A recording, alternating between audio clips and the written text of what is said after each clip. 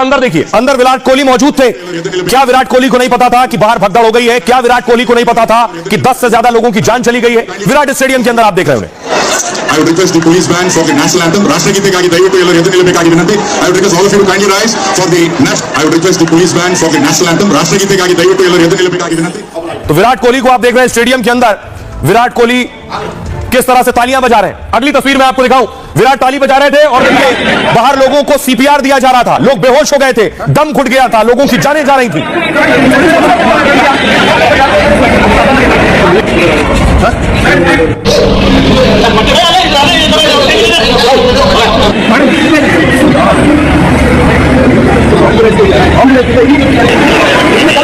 अरे मैं आपको बताऊं, 10 से ज्यादा लोगों की जान चली गई। बहुत से लोग अभी क्रिटिकल बताए जा रहे हैं, गंभीर अस्पताल में भर्ती है। हुआ क्या? 18 साल के इंतजार के बाद आरसीबी को आईपीएल का खिताब मिला तो पूरा बेंगलुरु विराट और टीम की एक झलक देखने के लिए स्टेडियम चल पड़ा।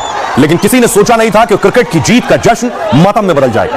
जो लोग खिलाड़ियों की झलक देखने और उनके स्वागत के लिए जा रहे थे, कुछ ही देर में वो अपनों की जान बचाते नजर आने लगे।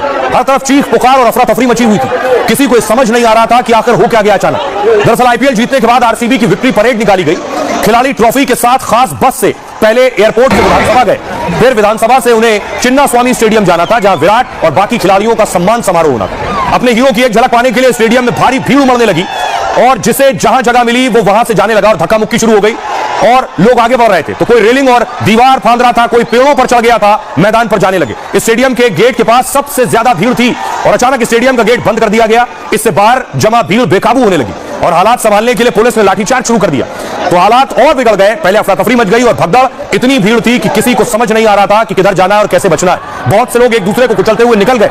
खबर ही भगदड़ में एक गेट भी गिर गया और कई लोग उसमें दब गए। खबर ये आई, जश्न में मची भगदड़ में अब तक 10 से ज्यादा लोगों की मौत की खबर है, 40 से ज्यादा लोग घायल बताए जा रहे हैं। पूरा देश जिस बेंगलुरु से जीत और जश्न का रंग देखने की उम्मीद कर रहा था, शाम होते होते वहां मातम और गम की तस्वीरें आने लगी।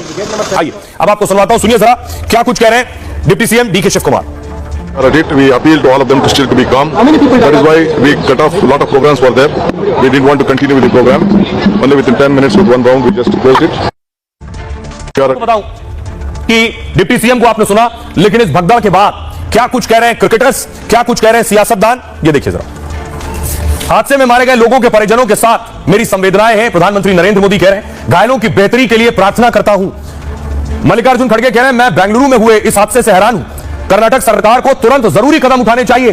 जीत का जश्न लोगों की जिंदगी की कीमत पर नहीं होना चाहिए। देख रहे हैं इधर जश्न हो रहा है और एक तस्वीर आपके सामने है। तेजस्वी सूर्या बीजेपी के नेता कह रहे हैं सरकार सिर्फ श्रेय लेने में लगी थी, मैदान के अंदर और बाहर कोई इंतजाम नहीं था।